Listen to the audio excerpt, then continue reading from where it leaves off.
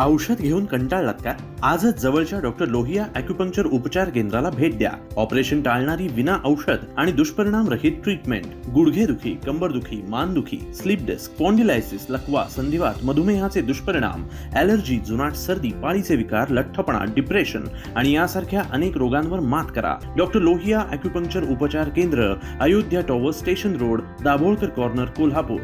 लोकप्रतिनिधी अधिकारी ग्रामस्थांसोबत आहेत अशी ग्वाही आमदार निलेश राणे यांनी तळाशील वासियांना दिली. त्यानंतर तळाशील वासियांनी हे आंदोलन स्थगित केलं.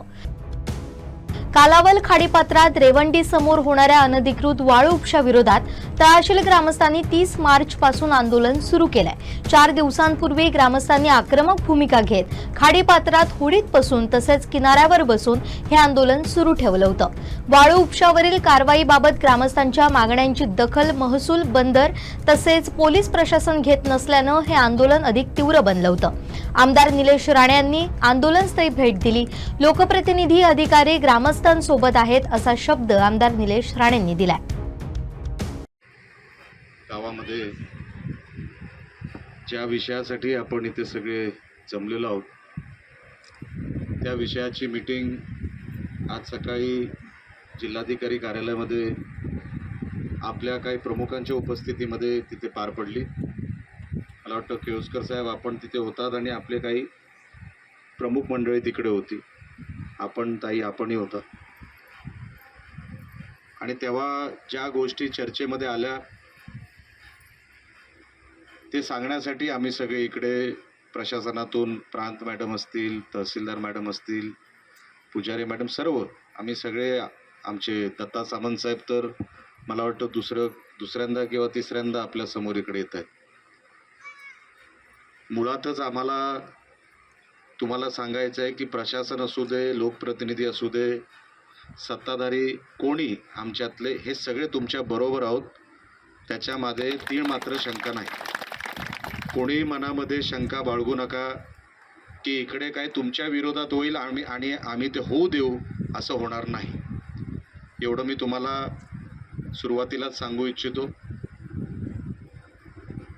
ज्या गोष्टी चर्चेमध्ये आल्या, मी फक्त तो मुद्दा, एक माझा चष्मा,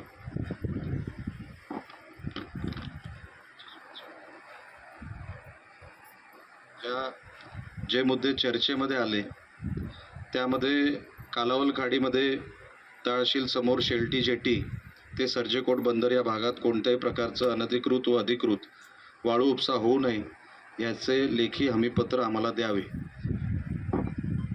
माझं प्रांत मॅडमशी जे बोलणं झालं, प्रांत मॅडम इथे आता आहेत,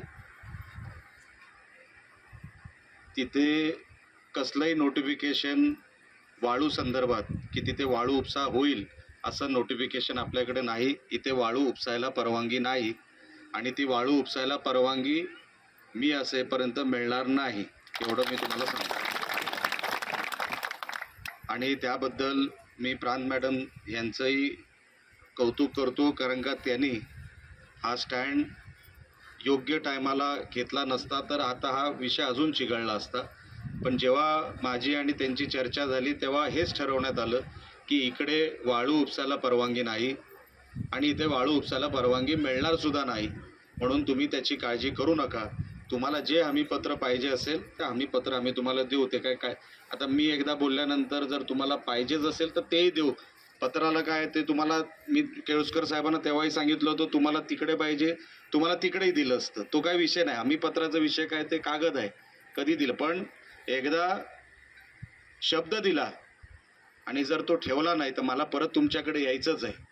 मी कुठल्या तोंडाने तुमच्याकडे येणार. म्हणून आम्ही जे आता इथे सांगून जाऊ ते जे करणार तेवढंच सांगणार, त्याच्या पलीकडे मी काही सांगणार नाही. इथे वाळू उपसा तुम्हाला नको आहे, त्याचं नोटिफिकेशनच नाही आहे, इथे वाळू उपसाला परवानगीच नाही आहे, ती होणार नाही म्हणजे नाही, एवढं तुम्हाला आज या निमित्ताने मी सांगतो. ज्या 2 बोटी पकडल्या गेल्या होत्या, आता केळुसकर साहेब तिकडे समोर होते, सगळे अधिकारी होते. मी त्यांना मॅरीटाईम बोर्डाच्या अधिकाऱ्याला समोर आणलं आणि त्यांना काय सांगितलं की तुम्हाला ती FIR घ्यायला लागेल, बरोबर आहे की नाही. आता काही ठिकाणी जिथे जसा विषय क्राईमचा असतो, कुठलाही क्राईम घडतो आणि क्राईमच्या ठिकाणी जर कोण काय सापडलं नाही, ती व्यक्ती तिकडे पकडली गेली नाही किंवा संशयित आरोपी म्हणून जी FIR बनवावी लागेल ती FIR मी बनवायला सांगितले. खरं की खोटं? तसं मी त्यांना, कारण का संशयित आरोपी म्हणून आपल्याला ती FIR करावी लागेल. ती FIR ची कॉपी पण जशी आज ते FIR बनवायला घेतील ती तुम्हाला 2 दिवसामध्ये FIR ची कॉपी तुम्ही कधीही जाऊन बघू शकता. तर संशयित आरोपी म्हणून आपण ती FIR घ्यायला सांगितलेली आहे. तर ती FIR देखील आपण 2 दिवसामध्ये ती तुम्हाला कधीही पोलीस स्टेशनमध्ये गेलात तर तुम्हाला ती बघायला मिळेल.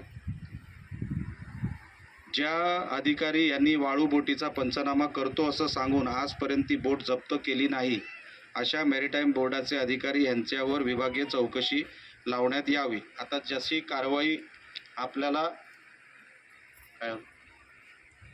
काय मला सांगायचं, जशी कारवाई पोलिसांची पूर्ण होईल, संशयित आरोपी कोण होता, किती होते, त्याच्या मागे कोणाचं नेक्सस होतं, कोणाची टीम होती, तर पंचनामा करून ती बोट का जप्त झाली नाही त्याच्यासाठी कोण जबाबदार आहे, तो अधिकारी, मॅरिटाईम बोर्ड आणि पोलीस प्रशासन हे एकत्र मिळून त्याच्यावरती निवारा काढतील. एकदा FIR झाली, क्राईम रजिस्टर झाला, त्याच्यानंतर ह्या सगळ्या गोष्टीचा शोध लागतो आणि तो शोध लागल्यावर तुम्हाला ताबडतोब तो सांगण्यात येईल. कोणालाही ह्याच्यामधून आपण मोकळं सोडणार नाही. कायमस्वरूपी अनधिकृत वाळू उत्खनन रोखण्यात यावे यासाठी स्पेशल टास्क फोर्स नियुक्त करण्यात यावे. हे यावर तात्काळ कारवाई करावी. ते मॅडम आपण आपल्या डिपार्टमेंटमधून आम्ही सगळे मिळून ते करणारच आहोत, त्याची तुम्ही काळजी घेऊ नका. प्रांत मॅडम असतील, तहसीलदार मॅडम असतील, आपण त्याच्यावरती योग्य ती कारवाई करावी. आपण एकदा इथून गेल्यानंतर जेवढी जबाबदारी आमची तशी आपलीही आहे. इथे परत कधी ते धंदे झाले तर मग आपल्याला इकडे येण्याचा काही उपयोगच झाला नाही आणि तुम्हाला काही वेगळं सांगायला नको. आपण ती कडक कारवाई कराल ती मला माहिती आहे. तर अशा कुठल्याही आरोपीला सोडता कामा नाही आणि ते तुम्ही सोडणार देखील नाही, मला त्या गोष्टीची जाणीव आहे. कालावल खाडीत तळाशील समोर मधल्या भागामध्ये जो गाळ साचला आहे तो तळाशील गावाच्या भूभाग असून तो पुन्हा तळाशील किनारी भागात टाकावा, ज्यामुळे गावाची धूप होणार नाही व गाळ टाकल्यानंतर एक पक्का रस्ता कम बंधारा नदी किनारी बांधावा. त्याचा प्रस्ताव ऑलरेडी अजितदादा पवार, स्वर्गीय अजितदादा पवार जेव्हा असताना तोच प्रस्ताव आपण त्याच्याच अनुषंगाने आपण तो बंधाऱ्याचं काम करतोय, बरोबर आहे. आणि जिथे खचलं आहे, ज्याचा उल्लेख सकाळी पण झाला, आपण तो भरून काढू, त्यालाही काही प्रॉब्लेम नाही. ते ऑलरेडी शेवटचे 2 मुद्दे जे आहेत ते प्रशासनाने आता इथून पुढे करायचे ते आपण करू, तो काय प्रॉब्लेम नाही. ते आयडेंटिफाय कधी करायचे हे तुम्ही आम्हाला सांगा, म्हणजे प्रांत मॅडम, तहसीलदार मॅडम अधिकारी पाठवून किंवा स्वतः येऊन तो भूभाग बघून जातील, तो भाग बघून जातील, भूभाग म्हणजे तो भाग बघून जातील आणि जिथे काय असेल आपल्याला भराव टाकायचा आहे तो भराव टाकण्यात येईल. तुम्ही काय त्याच्यामध्ये ते मोठं काम नाही, तो काय सहज होणारी गोष्ट आहे. हे 5ही मुद्दे आपण माझ्यासमोर ठेवले.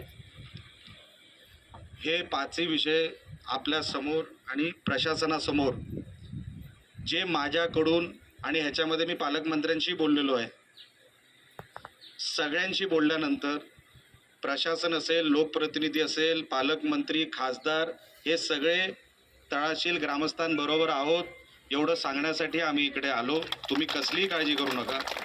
ह्याच्या अगोदर ज्या काही गोष्टी झाल्या असतील मी मान्य करतो.